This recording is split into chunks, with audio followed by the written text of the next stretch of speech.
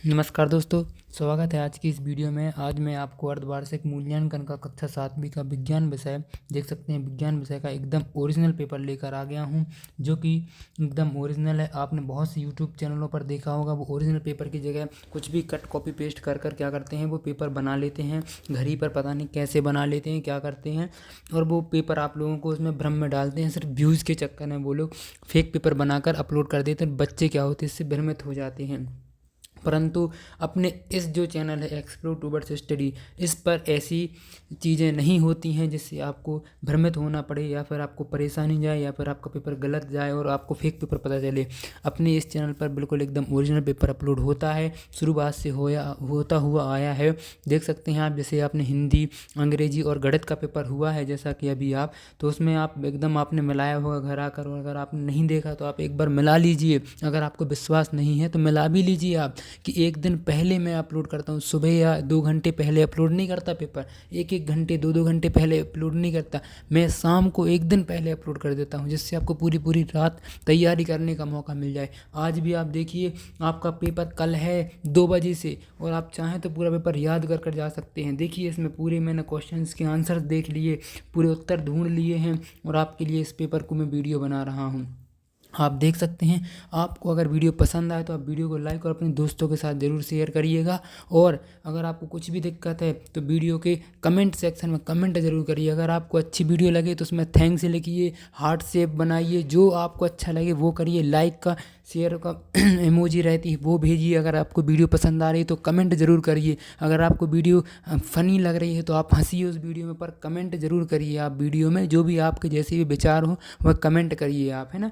ठीक है, चलिए चलते हैं अपन आगे और वीडियो में देखते हैं। सबसे पहला प्रश्न हमसे क्या पूछा गया है, तो सबसे पहला हमसे प्रश्न पूछा गया है, पंक्तियों की सतह पर पाए जाने वाले सूक्ष्म छिद्रों जो गैस आदान प्रदान करते हैं वो क्या कहलाते हैं, तो वह क्या कहलाते हैं, स्टोमेटा कहलाते हैं, रंध्र कहलाते हैं, रंध्र। इसका सही उत्तर क्या हो जाएगा, रंध्र इसका सही उत्तर हो जाएगा। उसके बाद देखिए दूसरा प्रश्न हमसे पूछा गया है कि क्षुद्रांश, मतलब जो छिद्र क्षुद्रांश की आंतरिक भित्ति पर अंगुलियों की समान संरचना कहलाती है, तो उनको क्या बोलते हैं, दीर्घ रोम बोलते हैं। उसके बाद देखिए तीसरा प्रश्न हमसे पूछा गया है कि डॉक्टरी थर्मोमीटर के बल्ब में किस धातु का उपयोग किया जाता है, तो पारा का उपयोग किया जाता है। आप सभी को पता है, इसका सही उत्तर क्या हो जाएगा, पारा इसका सही उत्तर हो जाएगा।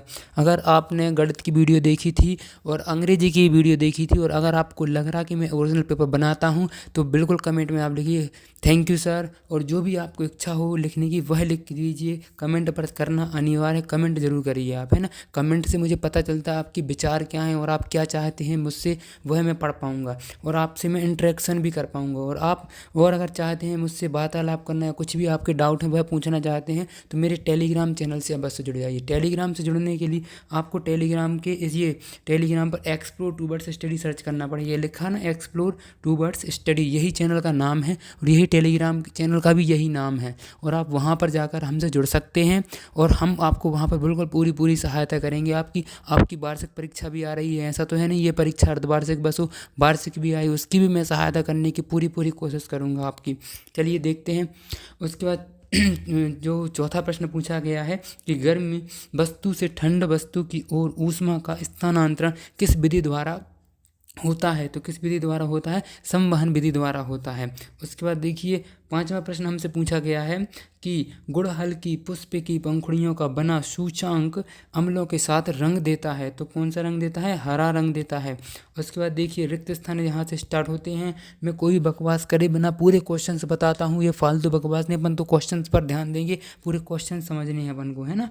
उसके बाद देखिए प्रश्न छठवां हमसे पूछा गया है कि पौधों और सजीवों में भोजन ग्रहण करने की विधि को क्या कहते हैं, प्रकाश संश्लेषण कहते हैं। जो भोजन ग्रहण करते हैं पौधे, वो कौन सी विधि से भोजन ग्रहण करते हैं, आप सभी को पता है प्रकाश संश्लेषण एक विधि होती है जिससे हरी पत्तियाँ, क्लोरोफिल वगैरह इनसे क्या करते हैं, भोजन बनाते हैं पौधे, और क्या करते हैं, सूरज की रोशनी से अपना भोजन बनाते हैं और पानी ग्रहण करते हैं। और ये सब क्या, ये प्रक्रिया कौन सी कहलाती है, प्रकाश संश्लेषण कहलाती है।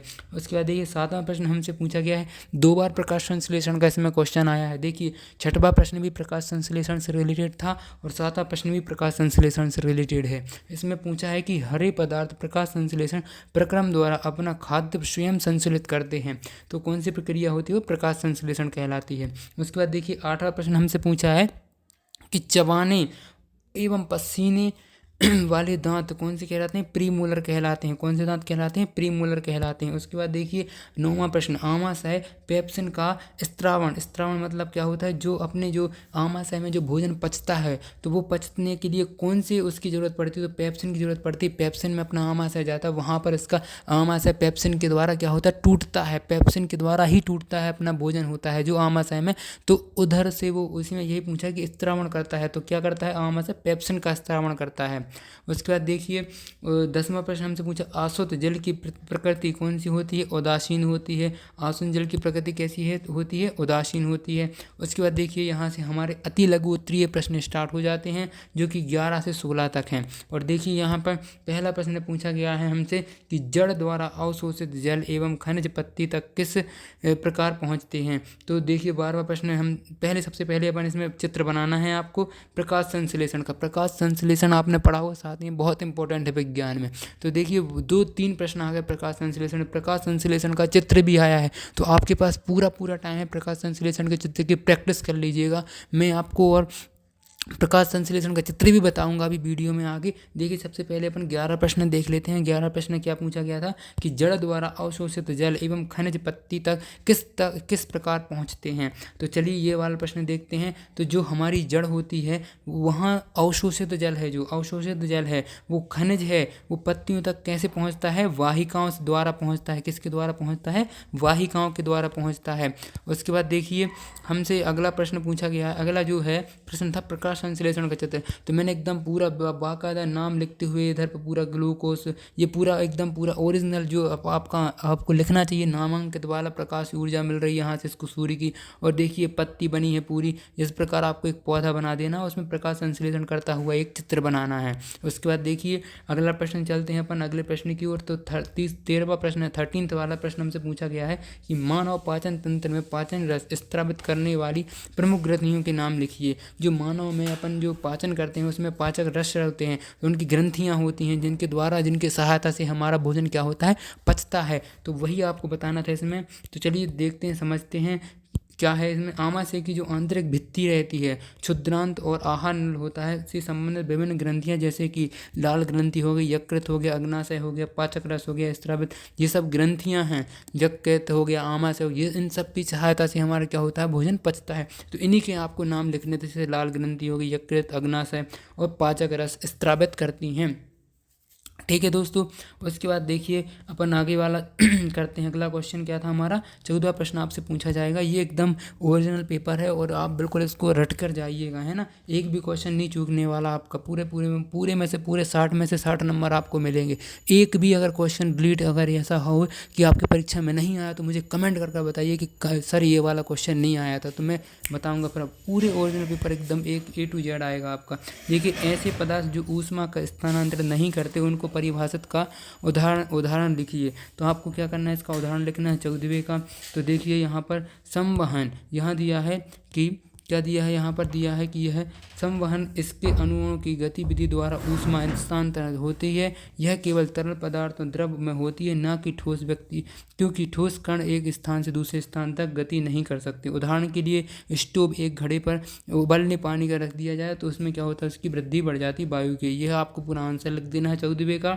चलिए नेक्स्ट क्वेश्चन की तरफ। हमसे कौन सा क्वेश्चन पूछा? आप अगला 15वां क्वेश्चन देखते हैं। तो 15वां क्वेश्चन हमसे पूछा कि क्या ऐसे भवनों का निर्माण संभव है जिसमें मौसम के अनुसार प्रभाव ना हो।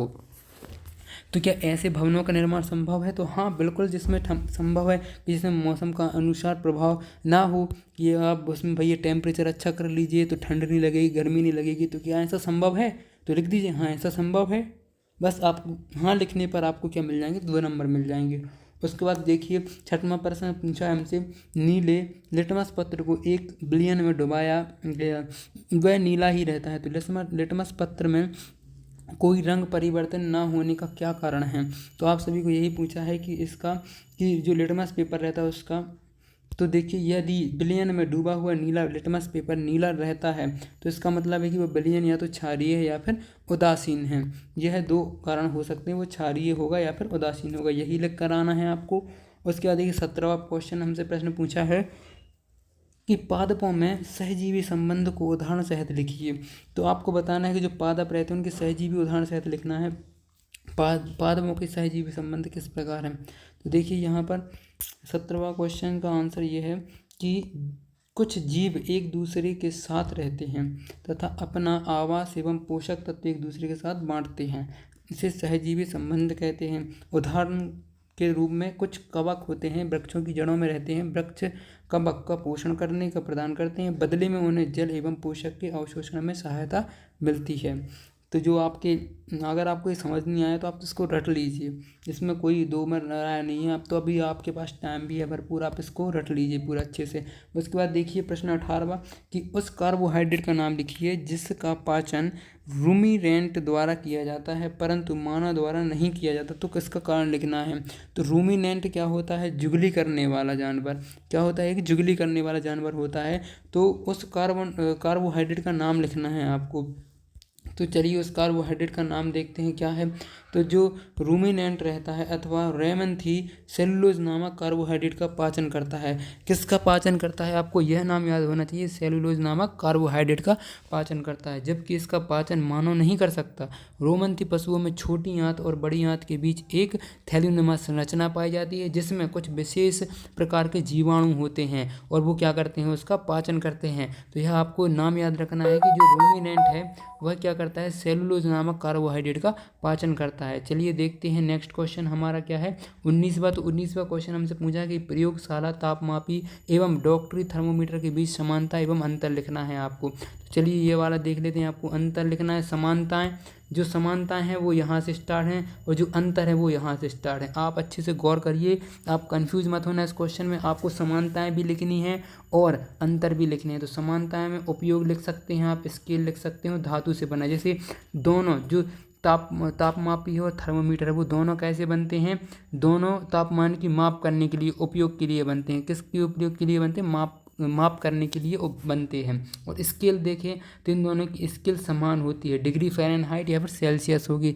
तापमाप की भी फ़ारेनहाइट या सेल्सियस होगी और आपकी थर्मोमीटर की भी सेम होगी। उसके बाद जो धातु से बनना रहता है तो दोनों एक ही धातु से बनते हैं। उसके बाद इन दोनों में अंतर क्या है, चलिए इसका अंतर समझ लेते हैं। यह अंतर यहाँ पर दिया गया है कि जो डिज़ाइन और उपयोग है, तो प्रयोगशाला में तापमाप विशेषकर प्रयोगशाला एवं वैज्ञानिक अनुसंधान क्षेत्र में उपयोग किया जाता है, जबकि थर्मोमीटर रोगी के शारीरिक तापमान का मापन करने में मदद करता है। जैसे प्रयोगशाला तापमापी, इसमें स्थान देखिए, ये तो यहाँ हो गया। उसके बाद देखिए एक और अंतर है यहाँ पर कि प्रयोगशाला तापमापी व्यापक तापमान की मापदंड के रूप में उपयोग होता है, जबकि डॉक्टरी थर्मोमीटर सामान्यतः शरीर के तापमान की मापदंड के रूप में उपयोग होता है। चलिए देखते हैं नेक्स्ट क्वेश्चन। नेक्स्ट क्वेश्चन मैं अभी आपको बता देता हूं कि अपन जो अगली वीडियो में अपलोड करूंगा उसमें मैं 20, 21, 22, 26 ये पूरे 26 के 26 क्वेश्चन आपको बताऊंगा। अगर आपको इन क्वेश्चनों में कहीं प्रॉब्लम हो तो आप कमेंट करके जरूर बताइए। अगर वीडियो पसंद आई है तो कमेंट में थैंक्स लिखिए, लाइक करिए, वीडियो को अपने दोस्तों के साथ शेयर करिए। थैंक यू, धन्यवाद। मिलते हैं नेक्स्ट वीडियो में।